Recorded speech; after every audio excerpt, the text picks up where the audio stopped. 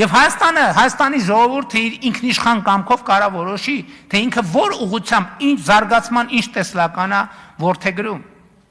Հիմա նաև տեղի ունեցավ վերջին կարևոր իրադարձությունը, որ ընդդիմություն եկել նոր թեմա ենք դեպ, հրապարակեք բանակցային փաթեթը, հրապարակվեց բանակցային փաթեթը։ Հիմա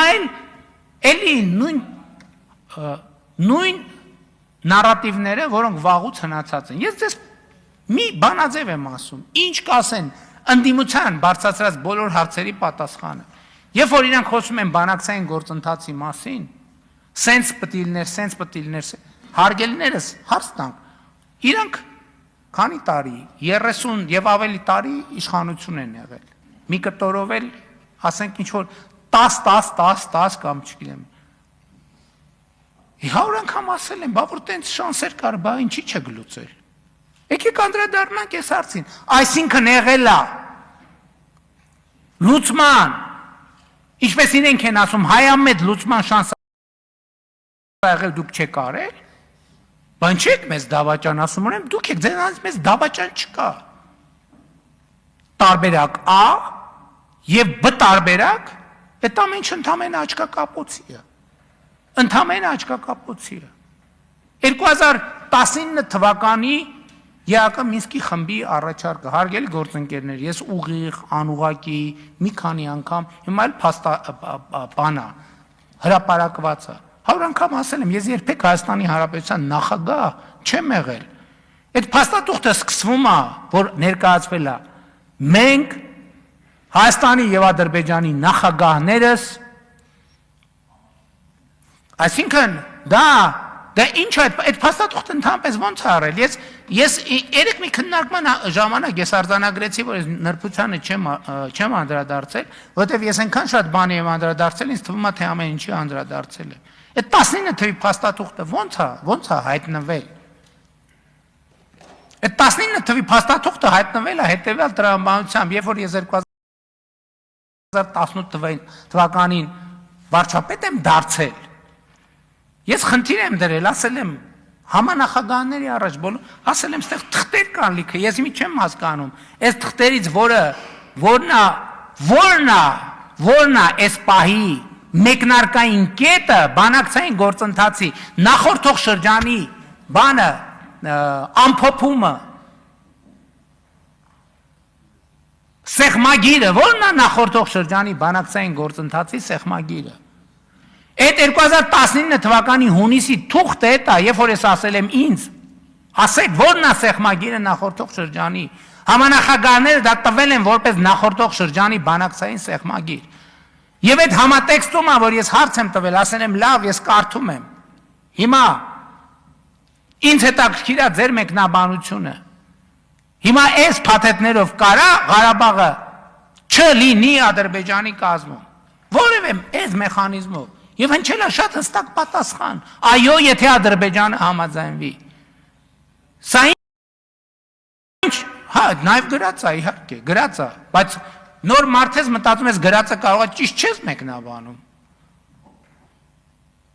Ավարտ, սրանով հիմա եկել են, էլ չեմ ասում այդ փաթեթի վերջին կամ առաջին փաստաթուղթը 2017 թվականի ապրիլի Սերժ Սարգսյանի ամբիոնից ունեցած ելույթն է։ Վերջացել է այդ պատմությունը, չկա տարընթերցում ընդհանրապես բանակցային գործընթացի, չկա միջին վիճակագրական Հայաստանի Հանրապետության քաղաքացին այդ փաթեթը ծայրից ծայր կարդա, իր համար ոչ մի հարց չի ծագի։ Հիմա բա քիվեստի փաթեթը ինչի չի հրապարակվել, որտեղ չկա Հայաստանի կառավարության տիրապետության ներքո քիվեստի փաթեթ։ Քիվեստի փաթեթի հենքը այնա, ինչ որ տպված է փաթեթում, որը Լևոն Տեր-Պետրոսյանի շտաբը, Լևոն Տեր-Պետրոսյանը տվել է Հայկական ժամանակ թերթին եւ հրապարակվել է։ Էդ է քիվեստի գաղափարական հիմքը, եւ էլ չեմ ասում դրա կարիքը չկա, ես վերջերս Ազատություն ռադիոկայանը շատ մանրամասն փաստաթղթերով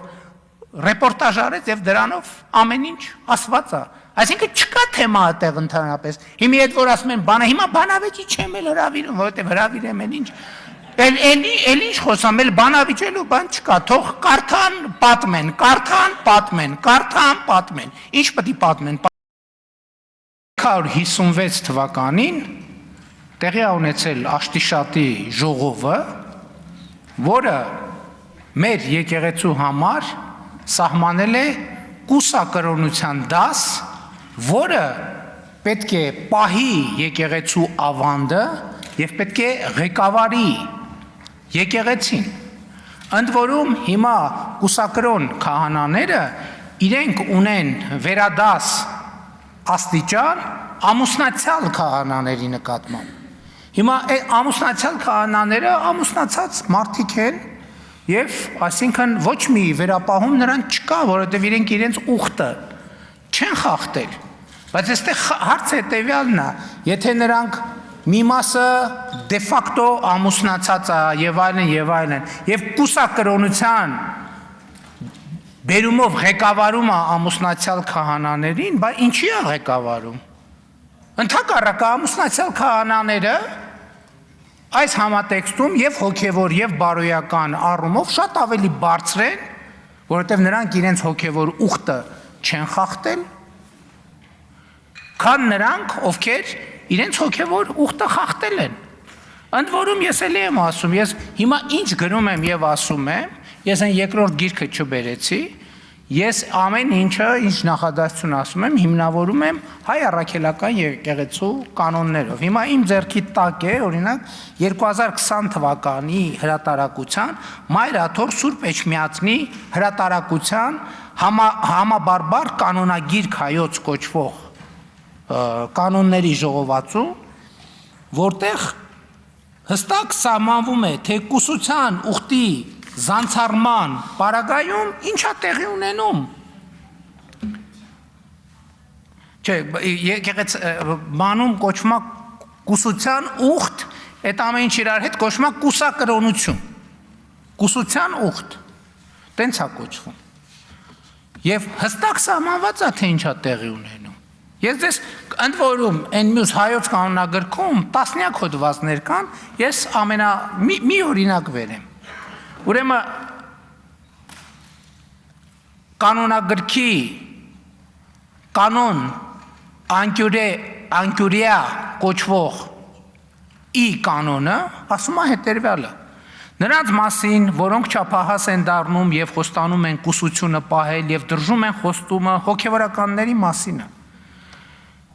շնություն անելով, այլևս կույս չեն կարող համարվել, այսինքն կույս չեն կարող համարվել, կուսակրոն չեն կարող համարվել, եպիսկոպոս չեն կարող համարվել, աբեղա չեն կարող համարվել, վարդապետ չեն կարող համարվել, կաթողիկոս չեն կարող համարվել, որովհետև այդ բոլոր պաշտոնների համար պարտադիր է կուսության կամ կուսակրոնության ուխտը։ Այլևս կույս չեն կարող համարվել, այլ նրանց նման կլինեն, որոնք երկու կին ունեն։ Եվ նրանց համար սահմանվելու է 2 տարի ապաշխարություն եկեղեցուց դուրս, այսինքն նրանք պետք է դուրս մղվեն եկեղեցուց։